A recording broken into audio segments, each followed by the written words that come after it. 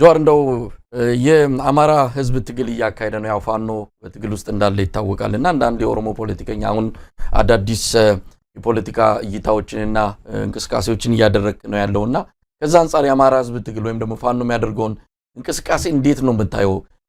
የኦሮሞ ህዝብ ከዛ አንፃር መስጋት አለበት? ይሄን ትግል ነገ ከነጎዲያ ብዙዎች እንደሚሉት በተለይ አብይ ጋር የተጣበቁ ሊቃን እንደሚሉት ይሄ ትግል የብሔር ብሔረሰቦችን መልሶ ጭቆና ውስጥ ለመክተት አሁንም የአንድ ብሔር የበላይነት ለማምጣት ነው በሚል በዚህ ስጋት ብቻ የሚያዩትም አሉ። ከዚህ አንፃር አንተ እንዴት ነው የምትመለከተው የአማራን ህዝብ ትግል? ኦክ ፋኖች እኮ ከማርስ አልወረዱም እንዴ? ከኛ ጋር ሲታገሉ የነበሩ ልጆች እኮ ናቸው። ግማሾቹ ኤርትራ የነበሩ ናቸው። ግማሾቹ በትግል ወቅት ኮርኔት አብረን ስናደርግ የነበሩ ልጆች ናቸው። ባህር ዳር ሄጄ አግኝቻቸው ነበር። ሪሜምበር አዳዲሶች እኮ አይደሉም።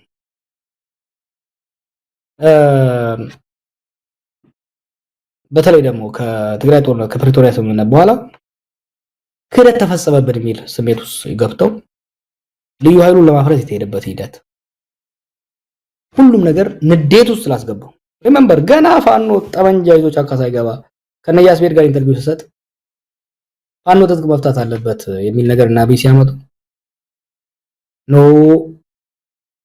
መጀመሪያ አይምሮ መፍታት መፍታት አለበት። የነፍጥ መፍታቱ ነፍጥ ማስቀመጡ ቀላል ነው። መጀመሪያ ተካርኩ የሚለው ስሜት ለጥቃት ልጋለጥ ነው የሚለው ስሜት ካልተፋቀ በስተቀር ነፍጥ ለማስፈታት መሄዱ ወደ ግጭት የሚያደርሰው እያልኩ ስናገር ነበር።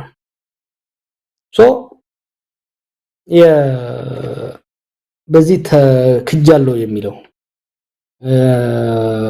ተበድያለሁ፣ ለጥቃት ተጋልጫለሁ፣ ተጠቅሞብኝ ጣለኝ የሚለው ስሜት ያጋለው ነገር አለ።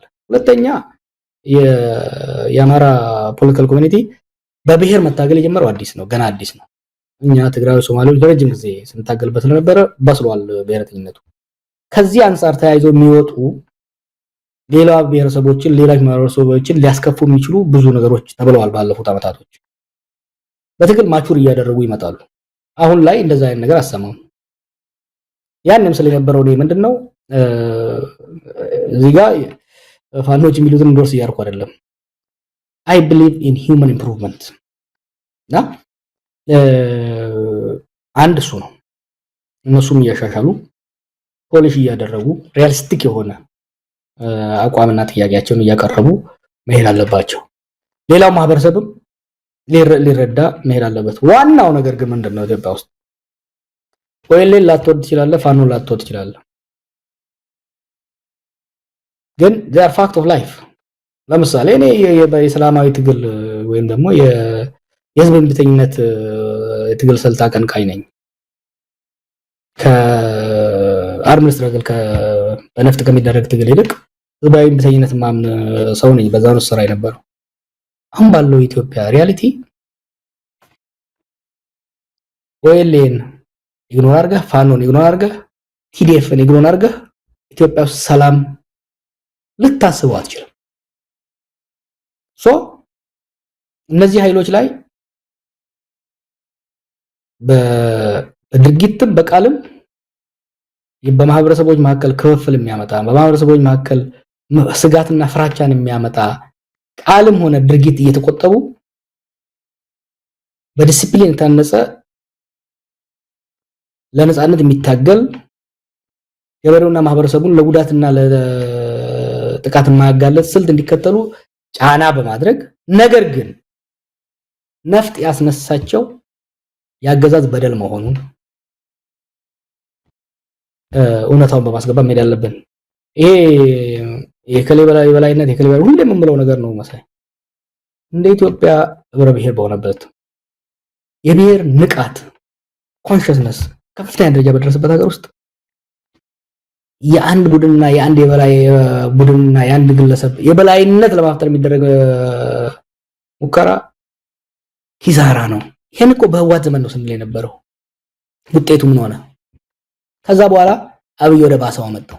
የአንድ ግለሰብ የበላይነት ለማምጣት ከኪሳራ ውስጥ ከተተን እና አሁን ደግሞ ነው አንደኛ አይቻልም። ኢትዮጵያ ውስጥ እንግዲህ በኋላ አምባገነናዊ የግለሰብም ሆነ የፓርቲ አምባገነናዊ ስርዓት ሊሸከም የሚችል የህዝብ ጫንቃም የለም፣ ሊጭን የሚችል መንግስታዊ አቅምም የለም፣ ሊኖርም አይችልም።